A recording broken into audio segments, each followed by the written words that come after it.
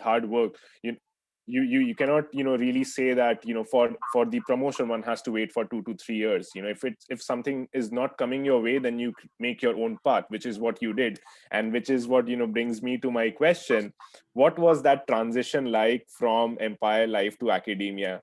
How did that happen? How did it look like? What was your motivation behind transitioning to academia? I ask you this question because I share a similar passion and interest. At some point, I myself, want to transition into academia and get into teaching, consulting, project management, sharing my life experiences. So if you could, be kind enough to share, what that transition looked like, and what was that motivation behind that transition? Uh, Great question, Abhishek. And I think for me, again, just like you, I always dreamed of teaching. I love teaching. Um, I love being in the education sector. And so one of the things that I did, and I'm always very careful how I share my experience because, again, context is very different. But one of the things I tried to do was to start carving out that path even before I got to the point where I had to leave my last job. I see it as running a relay race.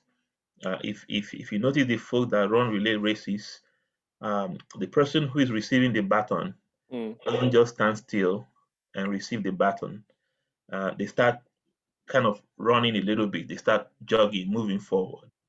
And so I think that if somebody has a vision that sometime in the future you hope to move into another phase of your life, I think from my perspective, one might have to start kind of running a little bit, just to get ready for that future. And that's what I did. And so when it came for time for me to leave my previous place of work, I already have put some things in place so that my family wouldn't suffer. Because I remember around that time, we just moved to a new house, and again, I have 3 kids, and so I have to take care of the family too. So it just made sense to leave at that time. So you spoke about, you did some prepping before you made that transition. If you could, share what that prepping looked like. Did you start having conversations with folks at St. Lawrence College? Did you, start tapping into your network, sharing your interest and passion that you want to transition to academia? What are some of the things that you did before you took the baton and started running? So one of the things I did was I started teaching part time. Okay. I was teaching one course at St. Lawrence College. I taught part time for about 3 years before I made that final transition. And it's interesting because I mean, in my current role, I I I advertise positions for full time teaching roles, and I see people who want to teach, Mm. and they've worked all their life. They have fantastic work experience, but they've never taught one course in their entire life. And so if and then you're competing with some other person who have been teaching most of their life. Yeah. And so as an associate dean, if I'm hiring for a full-time faculty, I'm asking myself from a risk perspective. I have person A who has fantastic work experience, never taught in their life. Person B who has some work experience, but has taught some courses and have demonstrated their ability to teach. Who would be a more risky candidate to go with? Of course, the person who had never taught in their life would be a more risky candidate to go with. And so I started teaching part time. I was teaching one course, and then I started teaching 2 courses between 2014 and 2017. Wow, wow. That's good. I have two questions. One a funny one and one a serious one. So you mentioned that between two candidates, one who has teaching experience versus someone who doesn't have teaching experience, but this person has good work experience in some of the top leading organizations. Would you consider giving the person a shot, a chance, because of that experience that the individual holds? It's the industry experience that the individual can share with the students. Sometimes, and then this is from my own experience, having studied at Queen's. Consulting course was given by Sarah Jordan, who's now the CEO of Mastermind Toys. And, the decision was made on the fact that, she would be able to bring the consulting knowledge, having gathered at BCG and other firms, and share that with students. Someone, who hasn't worked in the consulting industry wouldn't really know about the culture, the dynamics, the Mhm. skills and competencies required. So how do you then differentiate between someone who has experience versus someone who's bringing industry experience? Fantastic question. Uh, it's a great question because in the case you mentioned, so I would assume that Sarah was brought in as a part-time teacher. Am I right? Not full-time. So she was doing the course for MBA students. I wouldn't Yes. say for all the other programs, but just Okay. for full-time MBA. Yeah. Okay. So I assume she was brought in as part-time Okay. while working, and so that's a great route to go. Because it enables you to test the waters. It enables um, the institution to also understand your teaching philosophy and how you teach. In my experience teaching, I've discovered that there are some people that have great industry experience, but they find it difficult to pass along that knowledge. And so, not every person that has great industry experience is a good teacher. Right. And so, what I look for, uh, and it's hard to find. I look for someone that has both. I look for someone that has the industry experience and can teach. I remember I have a colleague from Empire Life. He's no Mm. longer there. He's working somewhere else in Kingston. And I remember um, one time asking him to teach. So he applied to teach part time. And so I asked him to teach a very boring course, um, business analysis, requirements gathering, documentation. For me, that's a very boring course. And I was thinking to myself, oh my goodness, the students will be sleeping in this class. And he came in, and after his first class, the students called me and they said, "This guy is the best teacher we've ever had." And I said, "What?" And so I mean, he's still in industry and he still teaches part time. I mean, the college. But for me, that's what I'm looking for. I mean, for someone to take a boring course and make it exciting, oh my goodness, that's the kind of teacher you're looking for, and those are hard to find. So Absolutely. from a teaching perspective, I would say that if somebody is interested in getting into education sector, find a way to teach one course part time. I remember some years ago, I had there was an open position, and there was a guy that applied. In analytics, he had all the experience he's never taught before, and I called him. I said, "Hey, you have all the experience." I said, "But you're competing against people who have both the industry experience and the teaching experience." I said, "But," and I think he's a newcomer. I said, "You know what you should do in the next couple of years? Find a way to teach one course here, one course there." So that's the only thing missing. If you can do that Mm. in 2 or 3 years' time, when an opportunity opens up, you'll be ready. And I'm a huge believer that opportunities will always come around. As long as this earth remains, there will always be opportunities. The key question Absolutely. is somebody be ready for them. For sure. That was rightly said, because, the moment you said that, my thought went away straight to Len Anderson, who teaches financial accounting, and then Sandy Staples. You might know Yes, I know him. Sandy said yes. So he taught us managing agile projects, and no offense to Sandy, he's got a brilliant profile. He's got this amazing experience, but when it came to teaching managing agile projects, I would look left, I would look right, and people would be sleeping. So I hope you don't share this with Sandy. I admire him a lot, but that knack of teaching how to engage with students, making the session interactive, how do you impart your experiences to the students, is important. You may have Yeah. tons and tons of experience, but if you can't relate to the students and interact with the students, then education is not really imparted. And I think it's important to that uh, again it's not a bad thing on you if the person is stronger in another area. Some people they're very strong in research. You give them a problem, they will come up with 1 million ideas on how to solve it. Some other folks, they're very strong in being able to get people to work together. I think it's really understanding where your key strengths are. And I think that's where, again, back to the labeling thing. How do you label yourself? How do you see yourself? I remember I always used to tell my boss when I was teaching that if somebody failed my course, that nobody on this planet can teach that person. Right. Because I knew that, I'm a great teacher. With all humility, I can teach anybody.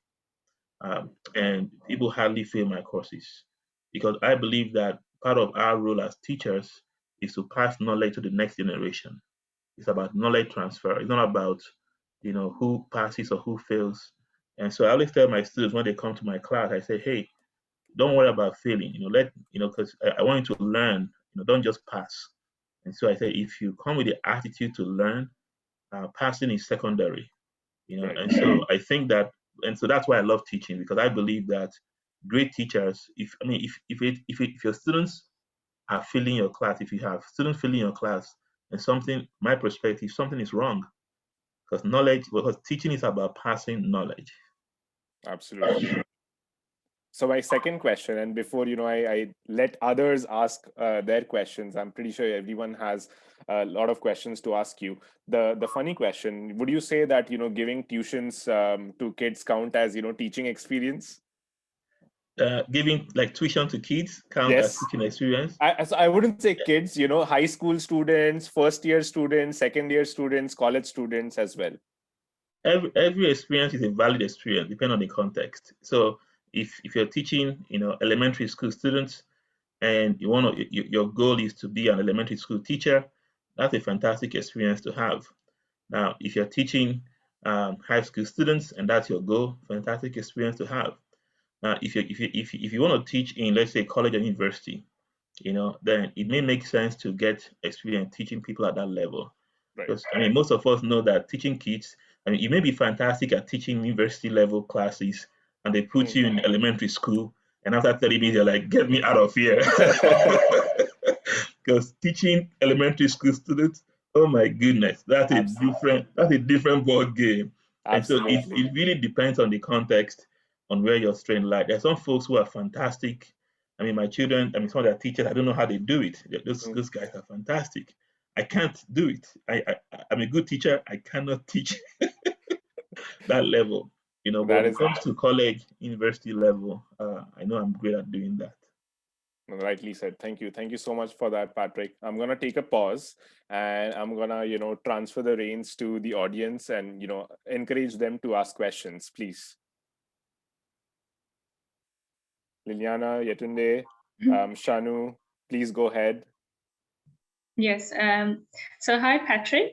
My name is Liliana, and I have just graduated from college. So my question goes to when you were newly graduated yourself, how did you land your first professional job? How was your career? Was your networking? Was it through friends or professors? So if you could guide me that way, thank you. Great question, Liliana. The one thing I would say is a lot of things I know now, I did not know half of them back when I started applying for my first job. I didn't know anything about networking. I believed naively that my resume should speak for me, and I sent in tons of resumes, and some of them were wrongly done. Um, so my very first job in Canada, what I call a good job in Canada, was at Empire Life. And how I got that job, I was finishing my master's in economics, and again, that was around the recession period, the financial recession period. So, and my plan back then was to, join a bank and do my CFA, become a financial analyst. But no banks were hiring. All the CFA guys in New York were losing their jobs, and so you had more supply than demand. And so a friend of mine that we were in school together back then said, "Hey, have you thought about Empire Life?" I said, "Who is Empire Life? Where are they?" So they're downtown. They have this internship program, and maybe you should apply. And so I applied without giving a second. I said, "Okay, I just send my application and see how it goes." And that was how it went. So somebody told me about an opportunity somewhere, and I applied and I got a job. That's how I got my very first good job. And I'm careful how I use the word good because every job is good, depending on context. But prior to then, I was doing other things. I was selling cars. I was working in a hotel as front desk person. Um, I was doing some jobs here and there just to be able to take care of my family before I got that job. Okay, thank But you. yeah, but now I would recommend networking. Networking, like what we're doing here today is fantastic. What David and the team are doing is fantastic. I think that it gives you a higher opportunity to get into roles that you want to get into than just trying to spread your resume all around. That's my perspective. Thank you. I have another question. So now it goes in terms of resume and interview. So as I graduated, and when I look at my resume and I look at my colleagues' resume, I realize that we all say a lot of things in common. So how can I stand out from the crowd? Like, how can my resume can stand out from my colleagues? And also during an interview, how can I stand out from my colleagues? So that is my Great question. Great question, Liliana. One of the things I recommend, and please, again, I always go back to context. So when I was teaching at the college, because in my new role, I don't do a lot of teaching. I do more of administrative work. I used to tell my students, I said, if you can afford it, pay somebody $100, pay a professional resume writer $100 to take a look at your resume. I always tell my students without missing. I said, and the reason is because um, if you pay somebody once $100 and they do a great job, you can always replicate what they've done several times. And so let's say you want to apply to 10, 15 jobs and you pay that $100 one time. If you divide that by 10, 15, that's like $10. Okay. And so I always recommend if you can get a professional resume writer.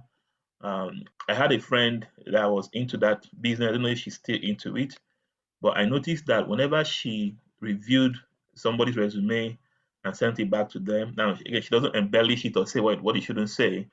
I find that the person had a higher chance of getting into that role. And the reason is because she will take her time to look at what the job application is asking for, and then look at what you've done and tailor what you've done using words that are similar. Again, the goal is not to embellish or to say something that is not true. The goal is to sell yourself in a way that aligns with what the job is looking for. I'll give you an example. I'm currently hiring full-time faculty to teach in the School of Business, and in all the postings I put out there, I spoke about I'm looking for someone that has experience around digital technologies, business intelligence. I kept mentioning that over and over again. And so I'm going through these 31, 50, 60 applications, and they're all saying nice things about what they've done. And some of them are 5, 6, 7 pages, and I'm like, okay, there's nobody here saying anything about digital. You're making me to work hard. I'm working hard to understand, do you have the digital technology experience I'm looking for? Have you ever used a BI tool before? So you don't want your reviewer to work hard to unearth the things they are looking for. I mean, think about if you go to a mall to buy, let's say, an apple, and you get to a mall, let's say that this is really an apple painted like a ball, and you get to the mall and you see this thing in front of you. Even though it may be an apple, you're going to walk away right away because I'm making you work too hard to buy something that you want. It should look like an apple so that once you see it with your eyes, you know right away, oh, that's an apple, that's what I'm looking for. And so the number one thing I say resume is you don't want the person reviewing your resume to work very hard to find what they are looking for. And that's why sometimes it's good to get a professional to compare what you have written to what they are looking for. Okay, so for example, let's say that I'm asking for folks who have used BI tools. Okay, now you want to ask yourself, what's a BI tool? Okay, an example, Power BI, Tableau. And so maybe in your past life, you use Spotfire. And Spotfire is a BI tool, and I put in the job description, I'm looking for someone that has used BI tools like Tableau, Power BI, but you've used Spotfire. Now, how do you sell yourself in your resume? Okay, you can talk about, in this last place, I used the BI tool, Spotfire, and the knowledge from it's easy to learn other tools once you've used one BI tool. And so, number one is ensure that your resume aligns with what the job description is asking for. Very, very important. Where you can, use the exact keywords, the exact words you're looking for. Again, where you can, because sometimes some of these companies use algorithms to analyze these resumes. And then please try and keep your resume short.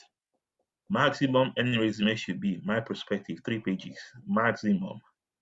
If it goes beyond 3 pages, what you're telling the person is you're not able to succinctly summarize your skills, except if it's an academic application like professorship, where they're asking you for a lot of things, publications. But in most cases, keep your resume short. 2 pages, fantastic. And then when you get to the interview, one thing I've realized is interesting. I've interviewed a lot of people that show up without knowing anything about the company. Okay, that is very insulting. Again, I can be wrong, but my perspective, you know, you know, but it shows that you have no interest in the company, and they're asking questions like, "Can you please send me a link to your website?" I'm like, "Oh my goodness," And so number one is find out everything you can about the company. Number two is ask yourself again, how will my skill set help this company? What value will you be able to add to them? Because you want to tell them what you can do for them. Okay, you're not there to beg for a job. You're not there, and this is hard to understand. You're not begging for a job. It's a transaction. Okay, the person selling apple, you're not begging for your money. It's a transaction. You say, hey, you're thirsty, you want an apple, you give me $5, I give you an apple, or I give you 2 apples. And so you want to say, okay, I know who you are. This is the value I'm bringing to the table at the interview. Number 3, use concrete examples where possible. Okay, if they ask you, for example, tell us about leadership. Don't just say, well, I believe that according to John Maxwell, leadership is influence. So I believe that I can influence people and I understand what leadership means. No. Tell a story. Okay. Well, leadership. Well, I remember, when I was working in a company and, the company almost burned down and people were looking around and I stood up, I made a call to 911. I went upstairs to get the fire extinguisher. I ran into the office. I put out the fire. I then told ABC person what to do, XYZ person where to go, and I made sure that everybody was safe at the same time.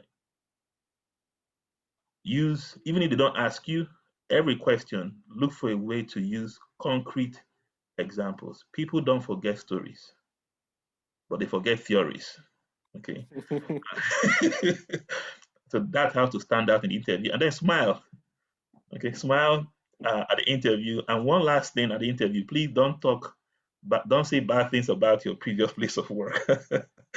Yeah, I had one interview where this guy on the university, and he went to work for me at Empire Live, and I said, wow, you have all this good experience. So why are you leaving? He said, yeah, my boss is a micromanager. And he spent the next 30 minutes talking about it, but like, interesting. So I could see myself in the future. I could see this guy being interviewed in the future and him talking about me. And so be careful how you talk to your boss. And also be careful who you use for your reference checks. I had a guy that interviewed and I went to HR and I said, I want this guy. And HR said, no. I said, why? He said, well, we did his reference checks. After he left the interview, he went back to where he was working and began to do some crazy things. And so an HR said, Patrick, if you really want him, well, that's on you. When HR tells you that, Right. if you're wise, you'll be like, okay, you know what, let's find somebody else. So be careful who is for as reference, what you do where you're working, but tell stories, give practical examples. And finally, when they ask you, do you have any question, please don't say no. I see some people interview, any question for us? Say no, that's it.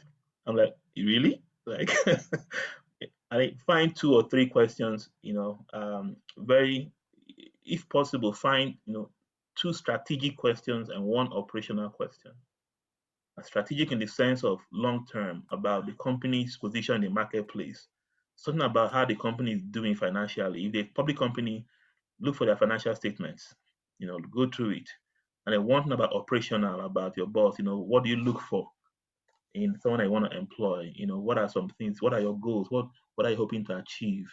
But 2 things that are operational, high level about the company, and 2 strategic, 1 operational. Thank you very much, Patrick. Thank you. That was beautifully summarized, Patrick. I know David has his hand up, but if you may, David, I have a related question. So you spoke something about asking help from professional experts. Pay $100 to a resume reviewer and get that done. But what I've been observing over the past couple of months, that everyone is claiming to be an expert. Everyone is claiming to be an expert reviewer when it comes to looking for jobs in Canada, when it comes to reviewing resumes, when it comes to giving tips on networking. How do you differentiate between someone who genuinely is an expert and someone who is just selling his experiences, his or her experiences? Reference checks. Ask for references. Talk to people. So for example, if somebody comes to me and say, Patrick, do you know any good person that can review my resume? I know one person, and I know that she's hard to get. And I know if you get her, she will do a great job. I know I can vouch for her. So look for someone to look for references. And you're very right. People are selling all kinds of things online. Everybody can do everything. But look for references. Ask around. Say, okay, who can I talk to people that look for testimonials. The same way that companies look for your references before they hire you. Anybody you want to hire, look for their references. Right. I made that mistake when my very first the company I started in Canada, my very first company, I hired somebody to do a solar panel installation for me. I was too excited. I did not look for references, and after they finished the installation, I was, oh my, they did a crappy job, very very bad job. And this person could talk. I mean, they could talk heavens down. And so so don't go with what people say. Ask questions. Say, okay, can I talk to 2, 3 people you've worked with before? Can you tell me 3 people that you edited a resume and they got a job? Look for results and let me talk with them. And say, Yeah. nobody, we're still trusting. Say, thank you. I'll be trusting for you too. No, absolutely, absolutely. You got me there. Some people can talk and just sell their work, and this is what happened last year. I worked with a professional coach who took $500 in exchange for reviewing my resume, updating my LinkedIn profile, giving me referrals. But all he would do is pick words from the job description and send that to me, which I can see in the first place. So just for pointing out that, okay, put this in your resume, for no referrals, for a LinkedIn profile that I could have optimized myself, I paid him $500, and so did almost 50 to 100 people. Wow. And then and then got nothing really out of it. Wow. Yeah. Wow. That's not yeah. Ask for results. Absolutely. And I think because last year was a tough time, people were desperate, due to COVID. The situation wasn't good. He is working with a big multinational organization, Deloitte. He's got previous experiences with other good companies, and that's what he sold. He was able to talk. He was able to take undue advantage of the critical situation that we were in, and took undue advantage of that. And the other thing that he also did is that he took references in the first 2 weeks of working with him. So before there was any result visible, he would take the references on his LinkedIn profile. No. Yeah, you want result. But also for those of you who are still in school, some schools have very good career departments, that you can work with. But there are good folks out there who can help really review your resume, and give you like very detailed advice on what to do and what to update and what to change. Absolutely. No, thank you for that. To you, over to you, David. Sorry. Thank you so much. And that's a very, very good question you've asked, Abhishek, because it's so sad and heartbreaking that some people are out there taking advantage of, especially immigrants who are, they don't understand the terrain, they don't understand how things work here. They're looking for job. And I've talked to two people now, and I'm saying this, it's heartbreaking and I'm hungry. Two people, they paid $3,000 to this Wow. particular lady, and do you know what she did? What she told them? Number one, she told them to lie on their resume. Number two, she told them to put fake, that she's going to get two people to get them fake references, so that when people call them, she would those people are on standby. They will pick the call.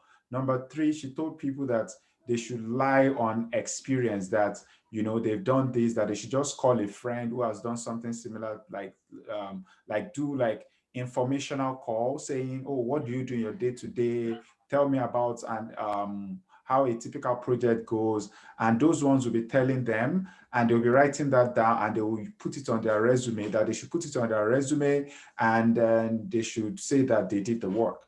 It's very heartbreaking. And to your point, it's sad that people are asking other people to embellish their resume and lie.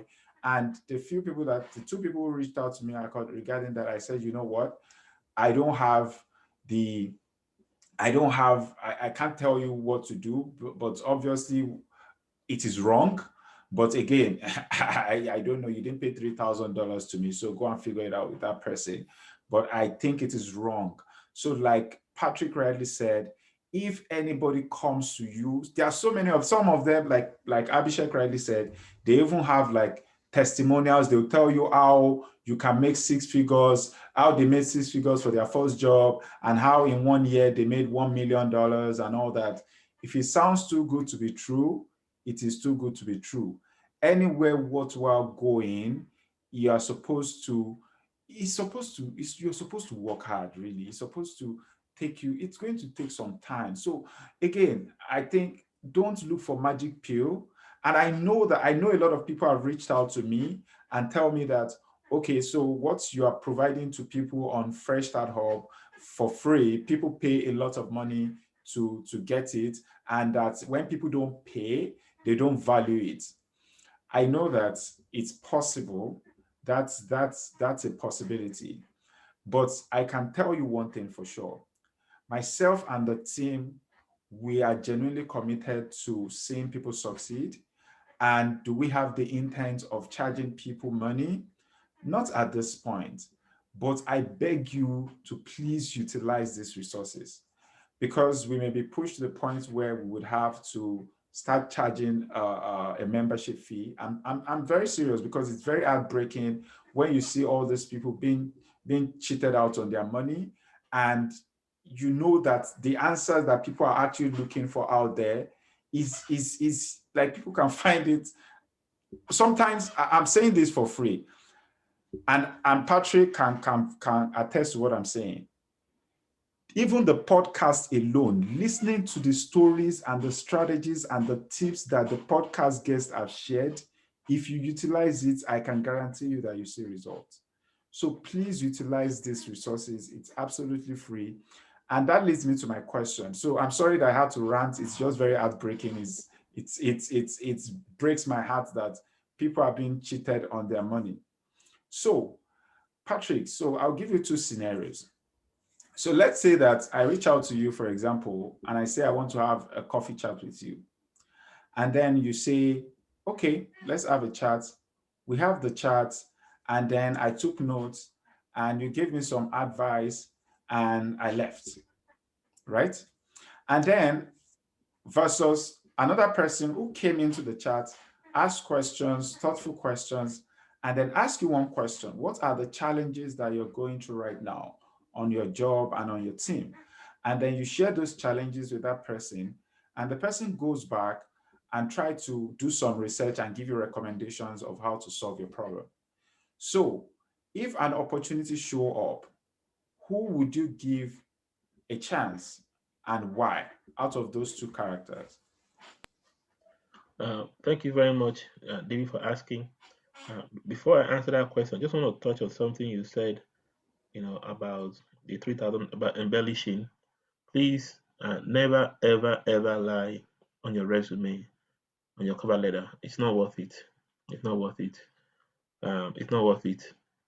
And that's where going back to believing in yourself, you know, and in my own life, I discovered that anytime I lied on my resume, I never got anything. And the pressure is a lot. There's a lot of pressure, especially if you have folks back home who are calling you and say, hey, what are you doing over there? Or if you borrowed money to travel and they're calling you, or your family is saying, look at your mates, they're riding fine cars. You're still telling me that I should wait. You want to wait, you want to die and then you will not bury me with it. All these kind of things. Never ever lie on your resume. It's not worth it. It's not worth it. And somehow the truth will eventually come out. Don't do the wrongs where you organize. I had one guy from Abata apply to teach for me, and then we ran our reference checks, and we discovered that the IP address of all the references were from the same place. So there are ways they run these things and they find out, and HR flagged, they think this guy is high risk, and the person is someone from my country, which even makes it sad. So please, now the question you asked again is back to adding value. The second person who looks for how to add value back to me is someone I would think about first if an opportunity comes up. Someone that asks me what are the challenges I'm facing and looks for recommendations or way to help me. Um, that person is someone I want to bring on my team. And that's very rare because as humans, we are naturally selfish. We think about ourselves. And so when you can find somebody who, even in the midst of their own personal challenges, they ask you, how can I help you? That's rare. And that's the person that you want to have most times on your teams, people that are selfless. Thank you so much for that. Thank you so much. So would you, but yeah, you mentioned that showing value. So what if I only told you that, what, I'm driven, I'm passionate, I'm hardworking, I'm a go-getter, Theory.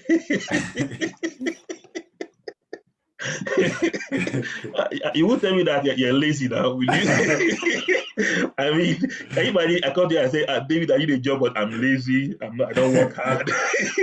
Like, that is okay. You think I need to go to the hospital? So nobody will ever come and tell you that they're lazy, they don't work hard. And that's why those are theories. People forget theories. And the longer you've been a manager, a leader, the more you've heard a lot of cock and bull story. Mm-hmm. And so when it comes to interviews or people, you're just smiling because it's okay. I've heard it. What version is this? Is version 10.0. The longer you work, the longer you lead people, you hear all kinds of stories. Mm-hmm. So all kinds of theories, for lack of a better word. And so what they're looking for is story. Someone tells me I work hard. I give you another example. I remember, and this is personal, this is home. In 2008-9, my mother-in-law came to stay with us, and she stayed, December, stayed for a while because then I was in school, my wife was in school too. We were really struggling. We had a 4-month-old baby who is now 13. And when she stayed longer, I said, Mom, what can I do for you? I said, well, how can we say thank you? I said, you know what, Mom? Do you have any of your children that we can bring here? Like any of your children that we can look for a way to sponsor the person to come to the college or come to Canada? And she told me about, I knew about this, my brother-in-law, again, high school graduate, but she started telling me what he was doing. The guy was high school graduate back in Nigeria, but he had started his own company. He was running things. He was providing for the family. He was telling me story upon story upon story. I said, that's the guy I want in Canada. And we did everything. He came to St. Lawrence College, did accounting 2 years, did his BBA. Now he's out. He's a manager in a university, in BC. He's finishing his master's in Ottawa. The guy has done so many great stuff. When he was in Kingston, I mean, he became popular. He was doing great things. But what happened was I asked my mother-in-law to tell me about this guy, what he's doing, what he has done, stories. I always tell folks that that a chicken in Nigeria will not suddenly become an eagle in Canada. It just become a Canadian chicken. A rat in Ghana will not become, a dragon in Canada. It become a Canadian rat. And again, goes back to value, and that's my again, I can be wrong, but that's my belief. It goes back to values and the stories and how you see yourself and what you can, concrete examples you can share. So to your point, David, that person that's asking, even someone that asks you, what are your challenges, and they send you, they can even plagiarize the report they send you because they know what you want to hear. People are very sophisticated. But when you start asking about stories, tell me about your life, tell me what you've done. Can I talk to 2 or 3 people that you work with? Let me, what do they think about you? And I talk to people you work with and I ask you what you've done. That is more concrete to me than any theory anybody can tell me. So if the person wants to help me out, I'm going to ask him, okay, thank you for helping me my problem. Can you tell me who else you've helped in the past?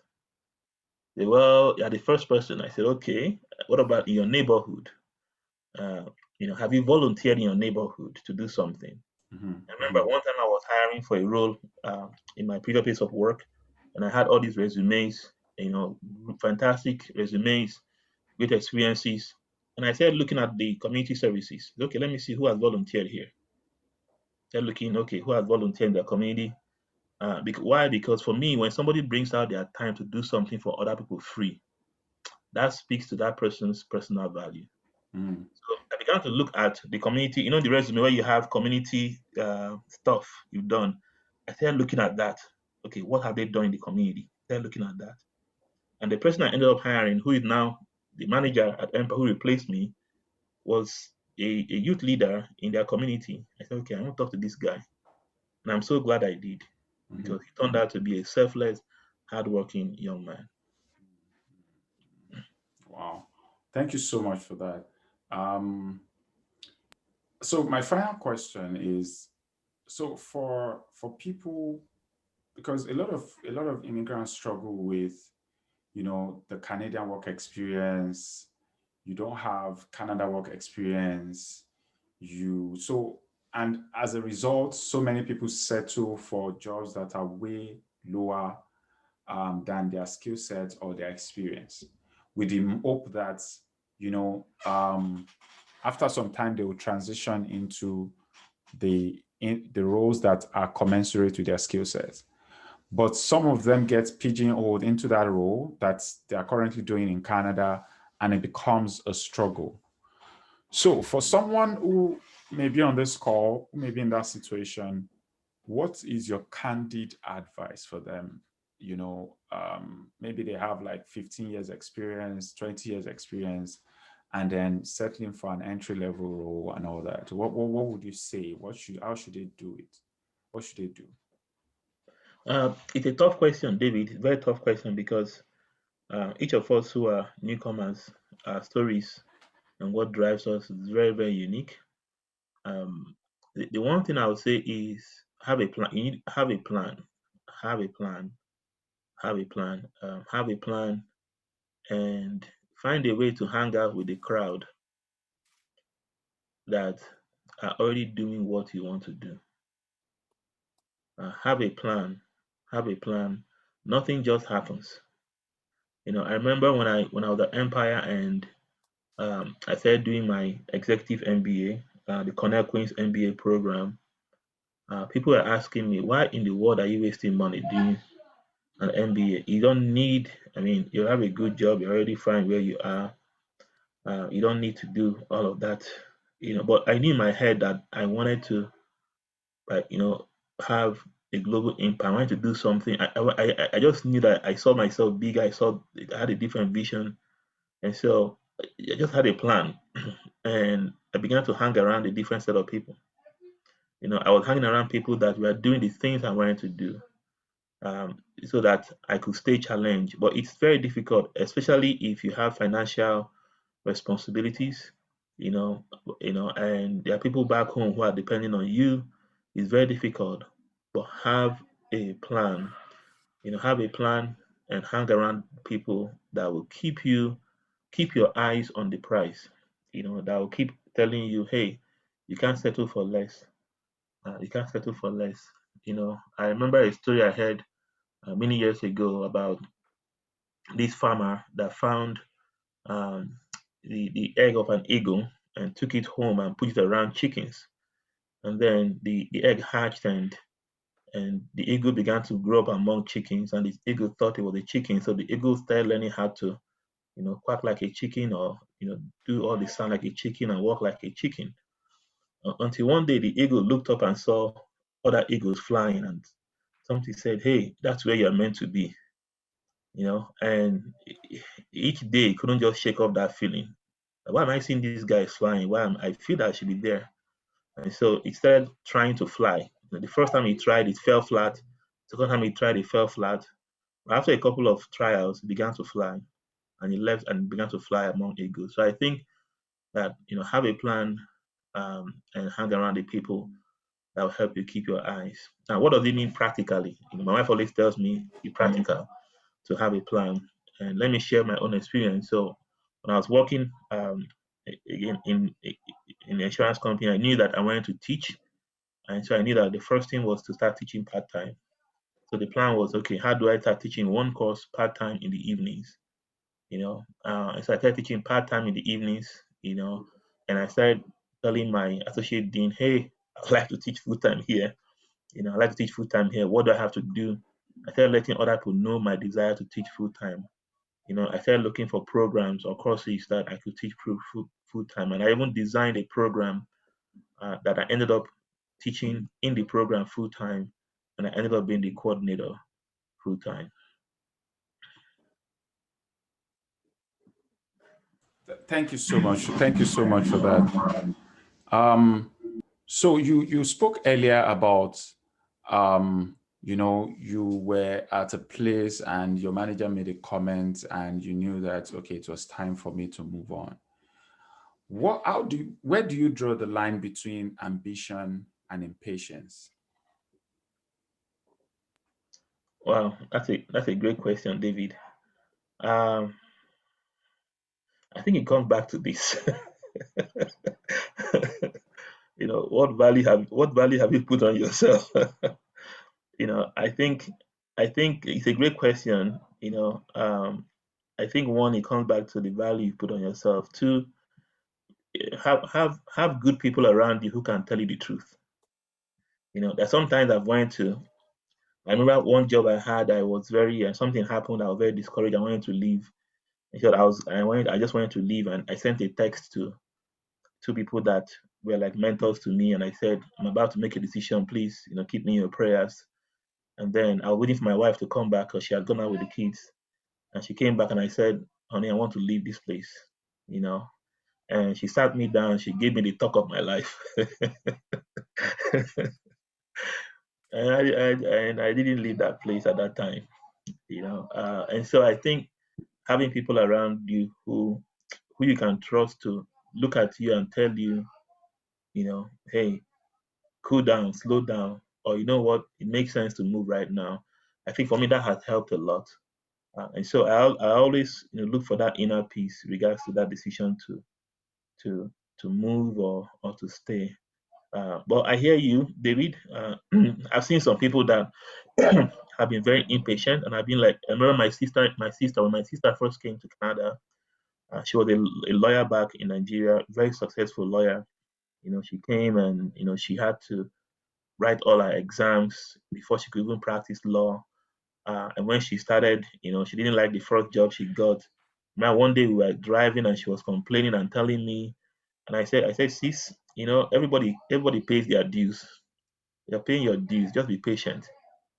Everybody, you got to pay your dues, and this is what you're doing right now. Be patient, don't undervalue yourself. Very soon something will come up. And something did come up, and now she switched to another job. She's working with the government. She's very happy. She said, wow, now I have the best job, what I really want. But she paid her dues. And I think sometimes we don't see that people pay their dues. Every newcomer to Canada pays their dues. Every single newcomer to Canada pays their dues. For some, it's 1 month. For some, it's 1 year. For some, it's 5 years. Everybody pays their dues.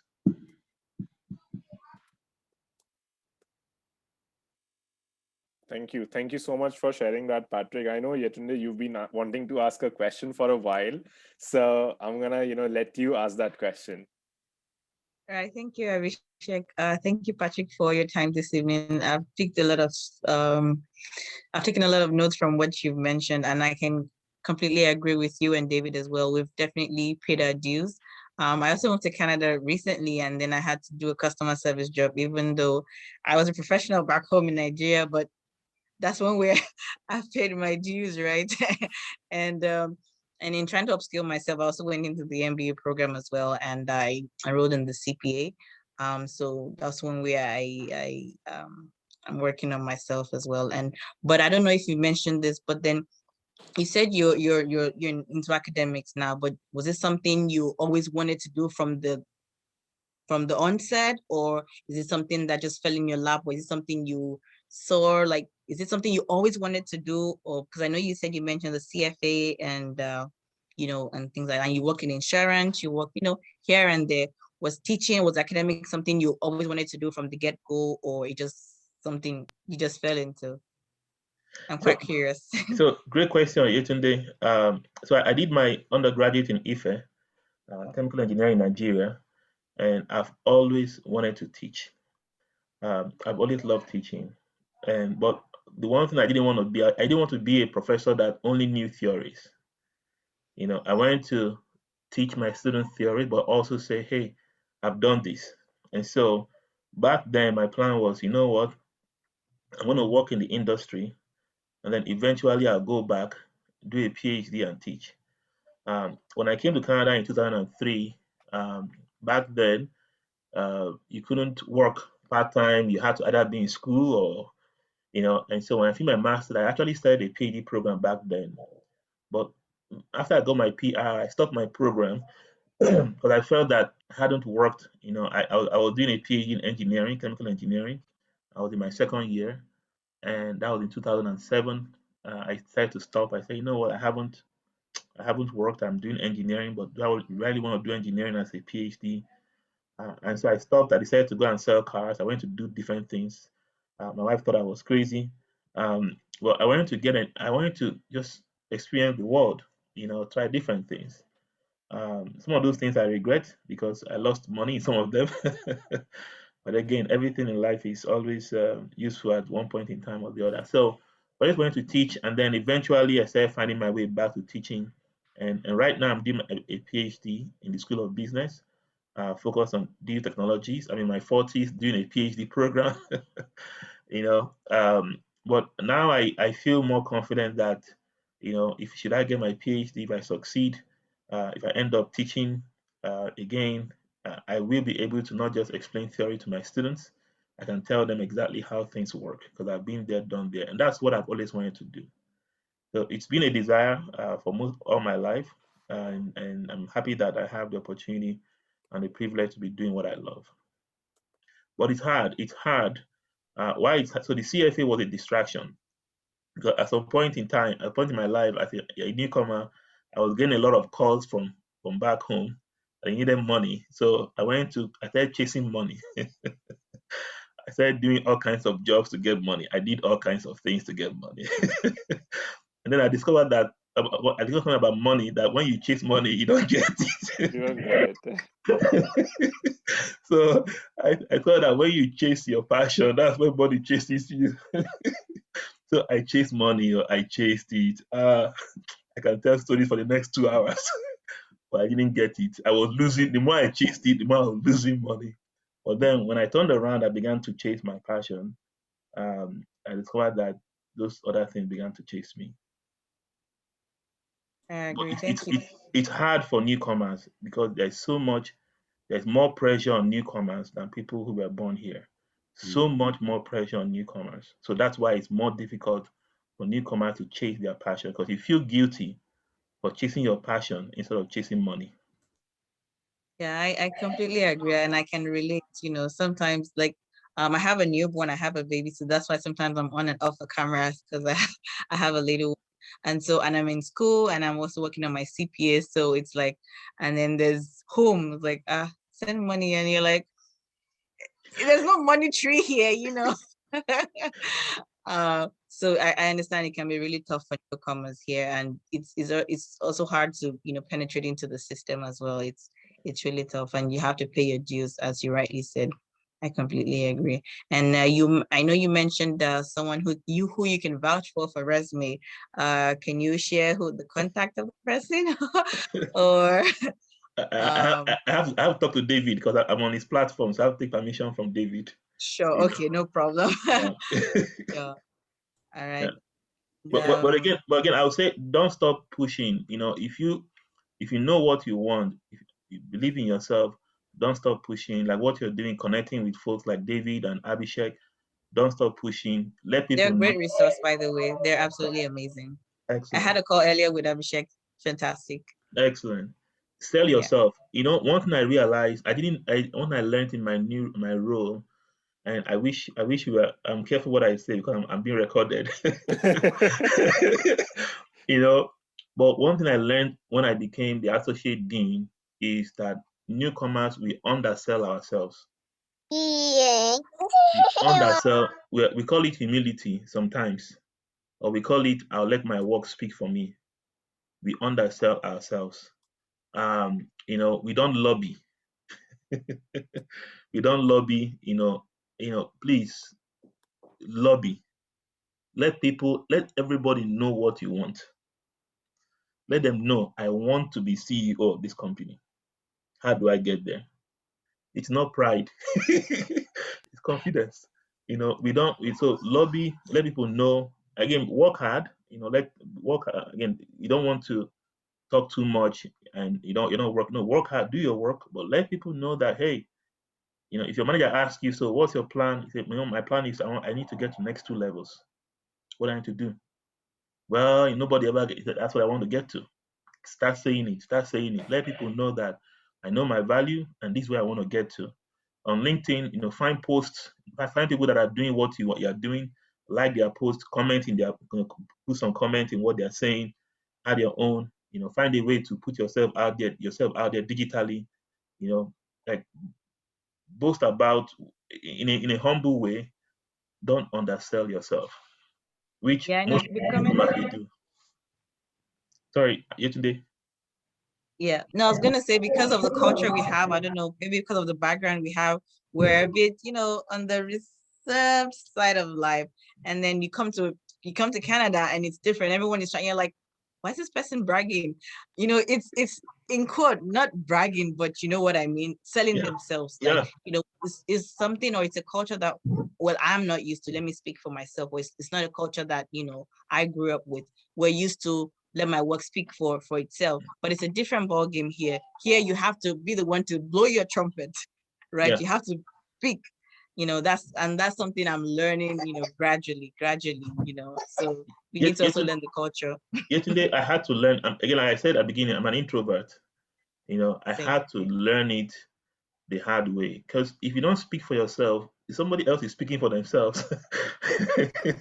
And they end up becoming your boss. I start wondering, how did that happen? I'm the one teaching them the work. Nobody knew. That's how it happened. And so when we were much younger, we were taught this saying that, oh, if you can make a better mousetrap, you can write a better book, even though you live in the woods, the world will make a beating path to your doorstep. That's a lie. If you can't market what you have, nobody will come to your house. Yeah. And hello?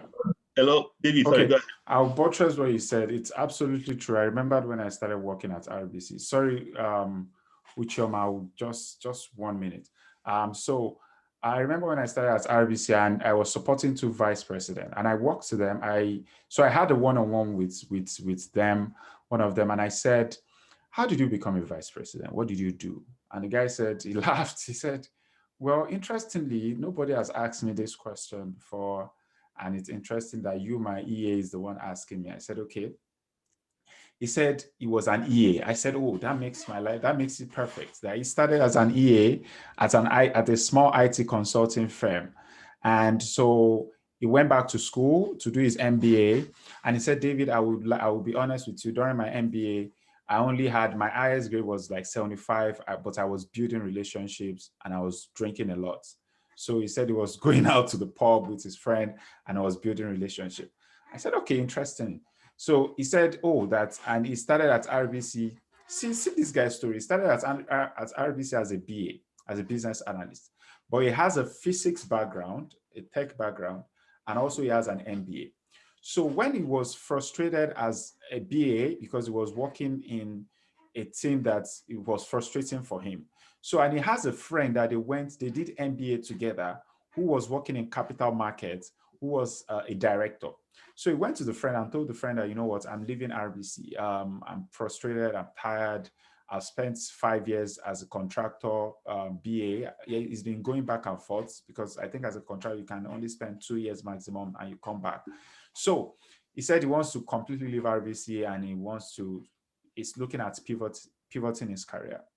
And the guy was a director in risk. So the guy asked him, "What do you want to do?" He now told the guy that, "You always smile, you seem very excited about your job. I think I want I want to come to risk." And the guy said, "Okay." Then he asked him, "What do I need to be able to get into risk?" The guy said, "If you can have a CFA and you can go write your FRM, financial risk management, then come back, maybe maybe I will connect you to some people, and see what I can do." And, maybe the guy told him just to push him away, right? In 9 months, the guy got a CFA. He cleared all his CFA. He wrote the FRM while he was preparing for the CFA. He went back to the guy and told the guy, "I have it now. So what's going on?" The guy was like, "Really? Like, this is crazy." The second day, the guy didn't have a role, but he booked an informational interview for him with people on his team and also people in his network. Now he can spend his social capital because he sees that this one is crazy. So to cut long story short, they saw how passionate and how smart the guy is, that, okay, this one is really passionate. Then they started him out as a manager. See the funny thing. So while he was the manager, he started as a manager on that guy's team, on his friend's team. So he was reporting to somebody that reports to his friend. So because the friend does not want bias and all that, so he made it that his interview was really, really hard. And it took, the guy had to meet with virtually all the senior people on the guy's team. So, and they all they said yes to him. So anyways, 1 year into his role as a manager, his friend now left RBC, a director, now left RBC.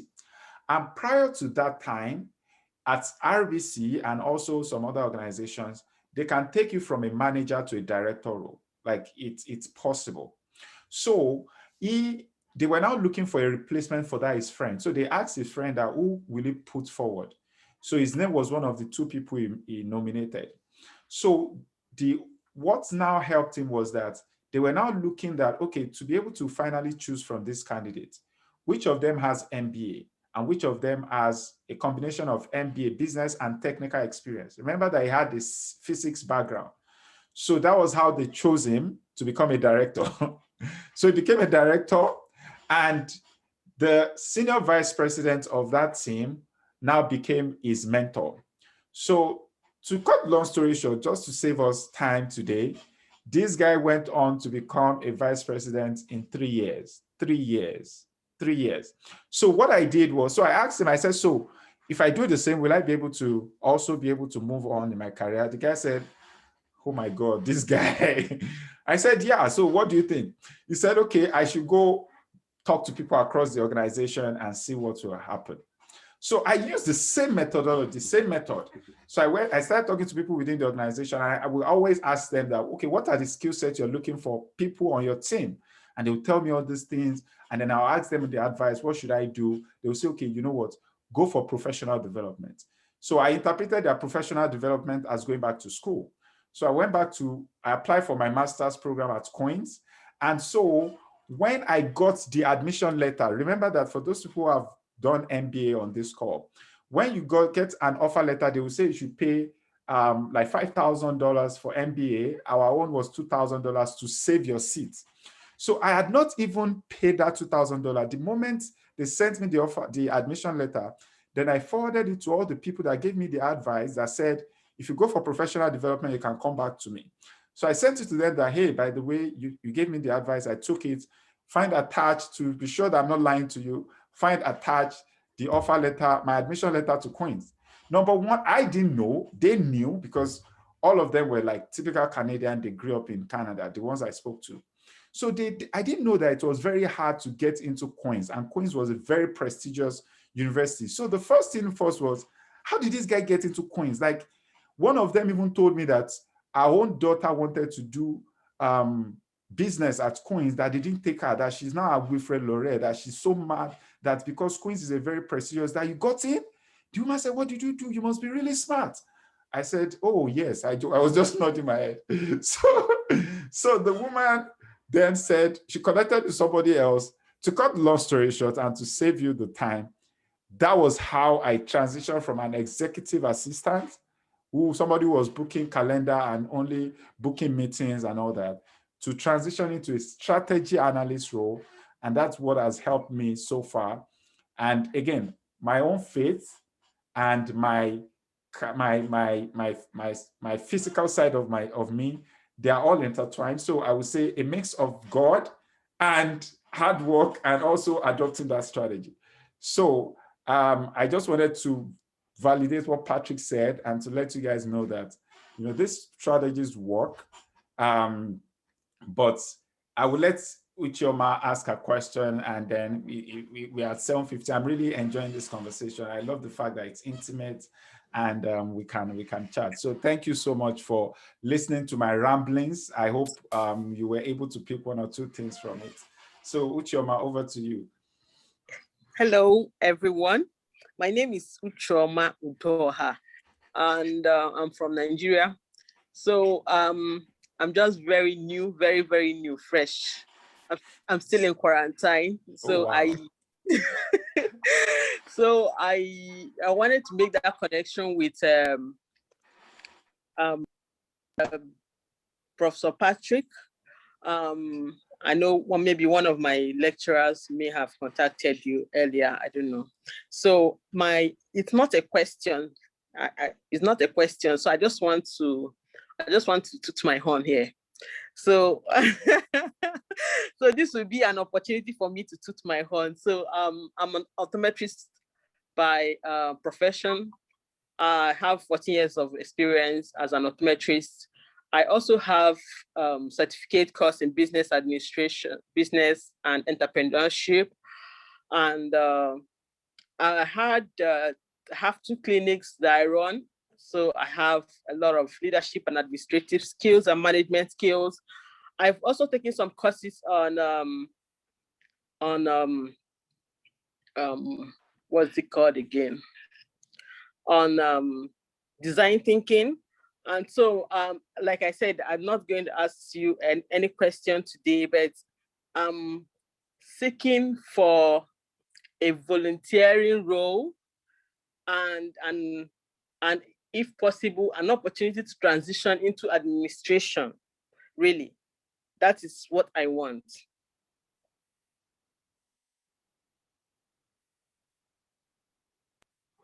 Okay. Yeah. Well, I'm trying to find your website. I see your website. Is that your company? Chris Vision. Yes. Yes, that's my company.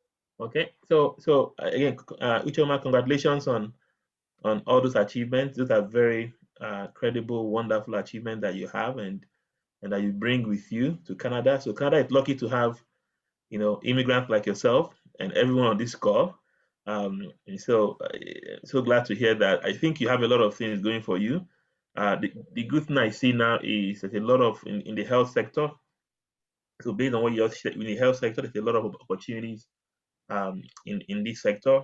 I think what I recommend is to find people. So this is so my sector is education. You know, I'm not in your sector, but I'm sure that either through Fresh Start, you know, or through LinkedIn, I'm sure you can find people that are in your sector that you can connect with. You know, talk about what you bring to the table, what you've done, and what you want to do. You're an entrepreneur, so you know, there's a lot of things you can have your own eye clinic in Canada. Why not? You know, you can start branches here. Why not? You know, you can run your own stuff. Why not? So it's how do you make it happen? Okay, like I know what you mean. However, I know what I can do. Start my own clinic and all that. But I said I want to transition into administration. And I'm looking up to you to connect me. First, really, I want to, you know, add value, right? I want to add value. No matter what it is, I want to, is there any way I can help you? Is there any challenges you are facing that I can help you with? I know I'm very flexible. I know that I can, you know, do a couple of, you know, things. So right now, that's what I'm asking you, Patrick, if you be able to. So I have a question. Is there a reason why you want to leave optometry like completely? No, I'm not leaving optometry completely, but I feel I'll be better off if I'm in a managerial role, in a leadership role. In what industry? Leadership in what industry? In health too. Okay. So like Patrick said at the beginning, at some point in this conversation, that for people who are relocating to Canada, you should have a plan, have a strategy. What was your own plan or strategy when you were coming to Canada? Yeah, currently I am studying healthcare administration at St. Lawrence. That's what I'm doing, and that is why I said my plan is to transition to administration. Oh, okay. Okay, you should have said that. Exactly. Yeah, sorry, I skipped that. Okay. So I think, I mean, Uche, okay, so your professor will be Julie. Julie White will be your professor. Yes. Okay. Okay, so we can follow up, we can have a follow-up conversation since again you're one of my students at St. Lawrence College. So send me an email to my college email and we can chat. And there are some students, there are some folks too, there's some Nigerians that finished from the same program who are working at Providence Care, who are working in Kingston. Now I think it'd be good to connect you with some of those folks so that they can also share their experience and share like what they are doing and how they've gotten to where they are. But Julie White, Julie is a great person. I know Julie, she's one of my faculty, and we used to be in the same office before I moved into my new role. Julie is a fantastic person to talk to. She's very connected, very, very connected in the industry, in the community. You know, Julie is someone that can say, if she tells you to do ABC, just do it. She has a heart for students, especially international students, and Julie is very well connected in industry. But we can have a follow-up chat after, I mean later on, since you're a student of the college. And anybody on this call too, I'm happy to have a follow-up chat. I was going to say, like, because we're not students, you know, have follow-up chat. I'm happy to have follow-up chats. I'm very happy to have follow-up chats. I'm just kidding, but yes, I would. Thank you so very much. I think I'm so privileged and I've learned a lot from this session, and I really appreciate your time with us, Patrick. Thank you. Well, Uchoma, Julie is your person. Julie is your person. Liliana. Okay, I'll contact her too. Okay. Liliana, do you have any question? I see that you've been paying very, very rapt attention, and I truly, truly appreciate that. If we have like 20 of people like you at our events to make our life, better, man. But yeah, I just wanted to acknowledge the fact that you're the first person to join. You're paying, you're paying attention throughout the call. So I want to say thank you. But I would let Abhishek do his thing. So I just thought I should acknowledge you, Liliana. No, so that's what I've been doing, acknowledging Liliana's silence. She did have a question that she wants to ask, and I'll let her ask that question. Okay, so I guess my last question for today, and thank you very much for this session, is what sort of opportunities would be available for a new graduates at your college? Great question, Liliana. It really depends on the program they're graduating from. It depends on the program they're graduating from, and also on what their plan is. If they want to stay in Kingston, if they want to move, I'm based out of Kingston. If they want to move to Toronto or move to a different part of the country, but it really depends on the program they're graduating from. My perspective is, COVID came last year and a lot of jobs were decimated, except for, I think the healthcare space saw a lot of demand. And I think that as companies start opening up, as the economy start opening up, we're going to see more and more opportunities open up for our graduates. But it all depends on the program. Do you have any program in mind that you want to speak to? Yes. So, sorry. So I'm a biotechnology graduate. So maybe a technician in a laboratory. I know you at the moment are in business school, but I also know that you have a background in chemical engineering, and that's why I'm approaching you. Okay, so Liliana, so are you studying at St. Lawrence? Are you studying at St. Lawrence College? No, I studied at Centennial College. Centennial College, okay, yes. That's great. So I think so I don't have a lot of knowledge around biotech.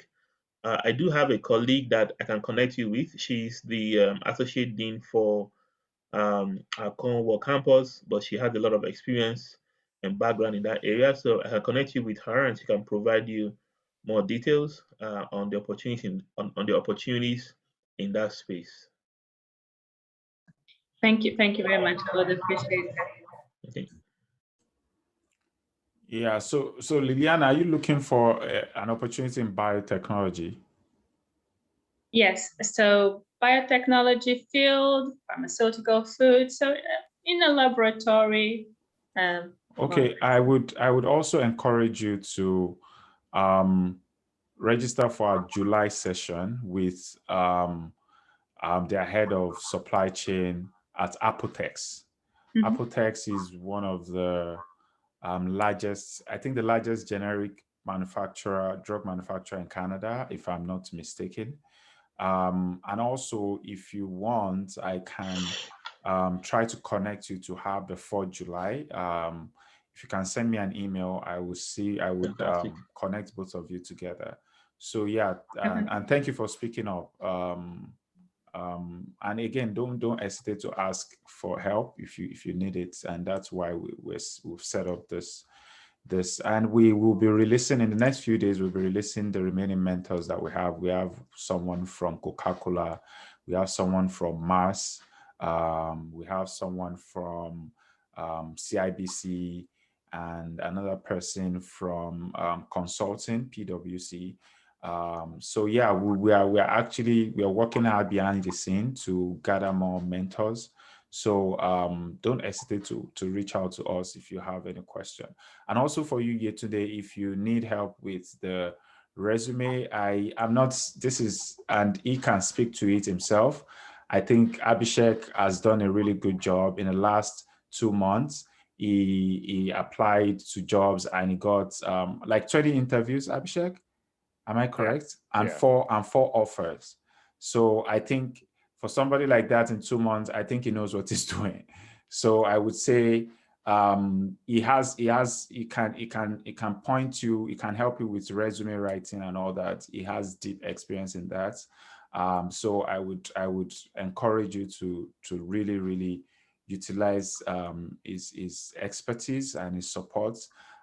Even me, I will be honest, I don't think since I came to Canada, I've gotten 20 interviews since I've been applying for jobs. So and for somebody to do that in 2-3 months, that speaks volume. I think he knows what he's doing. He's doing something right, obviously. So I would say reach out to him. And Abhishek is an amazing individual. He genuinely wants to see immigrants succeed. Abhishek calls me all the time and say, David, what's going on? Have you updated the website? David, what's going on? So I just wanted you guys to know. So I would have, if I was selfish, I could have said, oh, reach out to me, but that won't be honest, and that won't be fair. So yeah, I would say reach out to Abhishek. He's an amazing guy. So over to you, Abhishek. Sorry. Thank you. No, thank you for sharing that, David. This has been, unless, there are no last minute questions, I'll, wrap it up. I have a quick question. Okay. All right. Go ahead. Sorry. Yeah, thank you, David. Abhishek is absolutely fantastic. I had a quick chat with him before this call. Yes, and we're gonna link up sometime soon. I was gonna ask, do you have any mentors relating to finance or accounting within that space? Yes, so we have the chief accountant of RBC actually for next month. She's the mentor for next month. You can go read her up. She's one of the top under 40 to become an executive in Canada. She's an amazing human being. You can go read her up. For her to become the chief accountant of RBC in her 30s, she reports directly to the CFO of RBC. We did have quarterly earning today. She's one of, if you check like Patrick mentioned it now today, that the financial reports of organizations that you should check it out. The financial report of RBC, a company that is worth over $300 billion. She's the one, she and her team are the ones that put that financial report together. They only send it to the CFO to review it. So she knows what she's doing, and she has volunteered her time to mentor people for next month. So I would encourage you to go sign up. If we see that the numbers are too high, we may have to shut it down earlier than possible.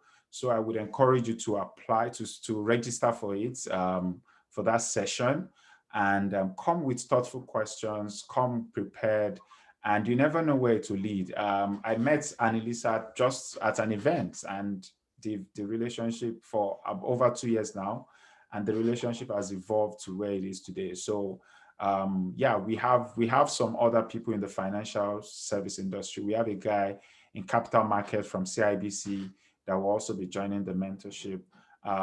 Yeah, so I would say if you've not subscribed on the website, I would say go subscribe, and we'll notify you once all those new individuals have been uploaded on the website.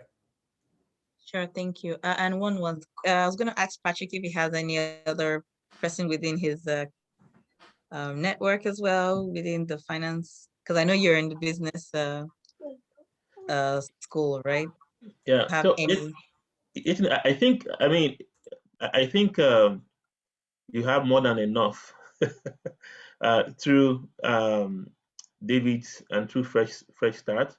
But let me know how the July session goes. My understanding is right now you're writing your exam. Am I right? Your CPA. Yeah, I'm in my last semester for the MBA and CPA as well concurrently. Okay. I'll be very surprised if after you finish your MBA and your CPA, that I have a feeling that you'll be your biggest problem will be which offer should I pick. That's the feeling I have. But I know that there's a huge opportunity, for in that space, in the finance space, especially for accountants that have MBAs. Huge opportunities. in that space. The one thing I recommend to those in the financial industry or the financial space is to think about how intelligent systems will influence the future of that industry, and to strategically, position yourself as somebody who doesn't just have the designation, but who is also forward thinking, understand how digital technologies and AI will influence the future of accounting, the future of finance, and the future of the financial industry. And congratulations on your son or daughter. Son. Son. Congratulations. Thank you. Thank you. Yeah, and I was going to say something. There's something that Patrick said that may not have gotten a lot of like maybe people don't remember on this call. There's something he said, and he doesn't know this. I'm saying this for the first time. When I think of where to go when I want to read anything that has to do with AI, fintech, I go to his LinkedIn page. I stalk his LinkedIn page actually, and so I said all that to say there's something he said that you can position yourself to actually get people to start to know you as a subject matter expert for something. He has never picked up the phone to call me and say, David, I'm an AI expert. He never called me and say, I'm passionate about data. But from his post and from what he shares, I know that, okay, this person, I'm sure he has like a tool that aggregates all those news for him and then he just shares it. So I would say that because most of the time people struggle with, I have to write original content on LinkedIn and position myself. You don't need to do that. And you may want to quickly say one or two things regarding that. And then Abhishek Abhishek, I'm sorry, I just keep interjecting. I'm sorry about that. No, it's interesting. About 4 years ago, when I started this journey of positioning myself on LinkedIn, I never knew how far it would take me. But I've received all kinds of invitations, paid invitations.